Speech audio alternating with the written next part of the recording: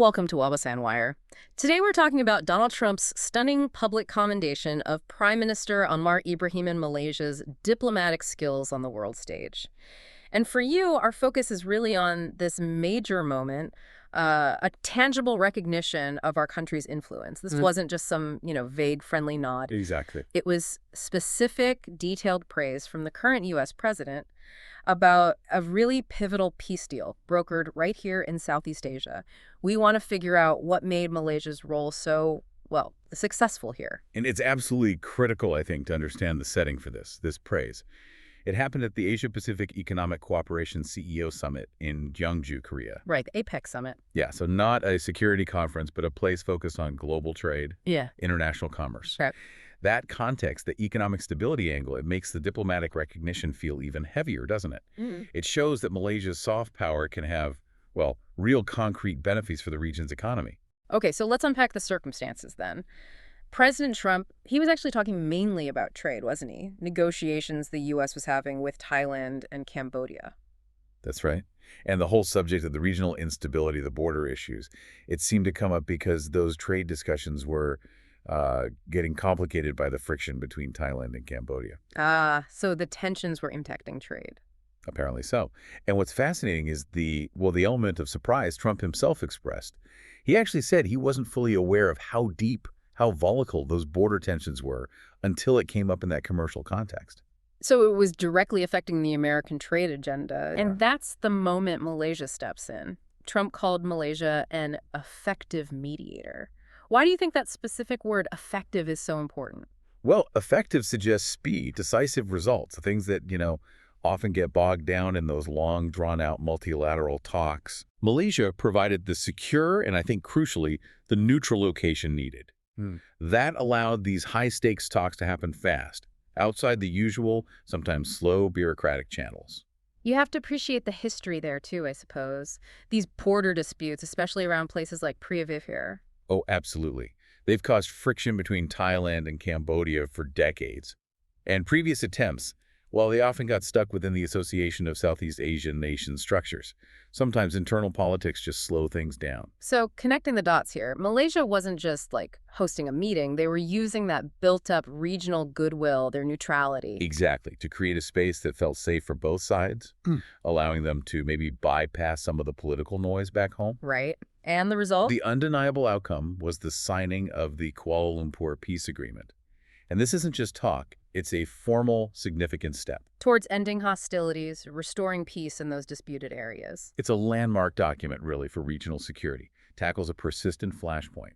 And just think about the diplomatic effort involved, getting these long-standing rivals, the Thai Prime Minister Anutin and Cambodian Prime Minister Hun Manet, to the table so quickly. Trump himself saw it. He said they arrived as rivals, but left as friends. That kind of quick transformation on Malaysian soil, that's powerful soft power in action. Very efficient. Which raises that critical question, how? What makes such a quick resolution possible? It really was a shockingly short period. Yeah. I think the key must have been trust. Malaysia offered this confidential environment, right? Ensuring the leaders could make the deal quickly without leaks or grandstanding that might derail sensitive parts. Allowing them to focus on the peace itself, not just, playing to their audiences back home. Precisely. Okay, so moving beyond the mediation itself, let's drill down on the praise. The U.S. president didn't just compliment the country in general terms. No, he singled out the prime minister, called Anwar Ibrahim very remarkable and a great leader. That level of direct personal praise? Especially from a sitting U.S. president on a global stage like the Asia-Pacific Economic Cooperation Summit. It's an extraordinary boost for Malaysia's international standing. Really showcases the PM's personal influence, his capability on complex foreign policy, and his efficiency. And that timeline Trump mentioned really hammers home the decisiveness, doesn't it? He said he'd only seen Anwar 2 days before the agreement was signed. Yeah, that suggests the intervention was immediate, highly effective, like seeing a need and acting instantly, not waiting for endless reviews. Classic rapid diplomacy.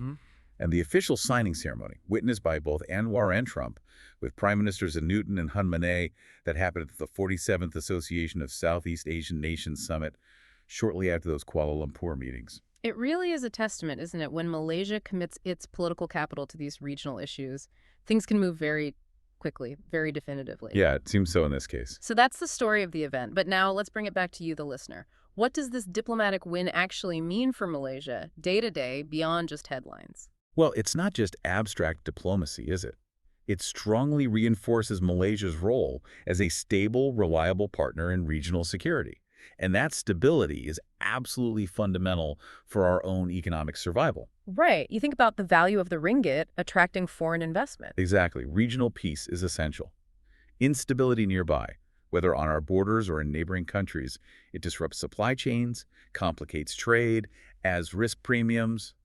It basically scares off investors. So by actively helping resolve conflicts like this, Malaysia is essentially lowering the regional risk profile, making Southeast Asia a safer bet for business. so there's a measurable impact. You look at the trade flowing through here, the sheer volume relying on secure routes.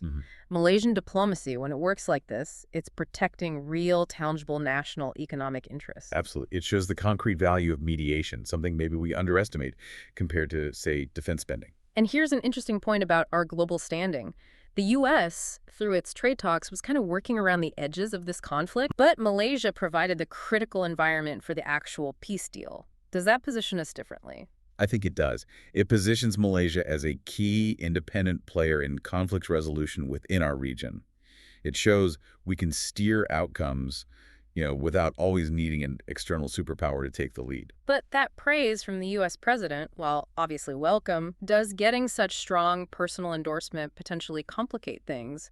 Our carefully maintained non-aligned status, for example. That's a really vital question to ask. Does praise from one big power affect how others see us? I think the beauty of this specific mediation is that brokering peace between two regional neighbors is inherently non-aligned work.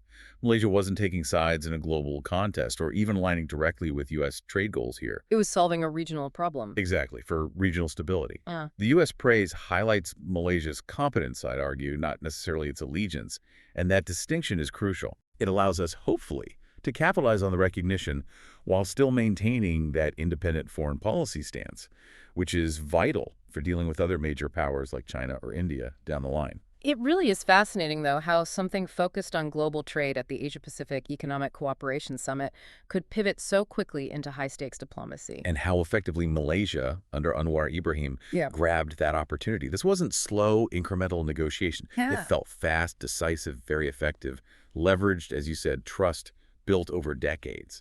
We are seeing tangible results, it seems, of the nation's commitment to regional stability and diplomatic efficiency. So the question this success raises is, if Malaysia can mediate a border conflict between neighbors this quickly, what other complex issues could this template be applied to next? Maybe things concerning internal association of South Asian nations' cohesion, or perhaps those tricky maritime boundary disputes. What do you think? Where could this capability be leveraged next? Remember to like and subscribe for more videos like this.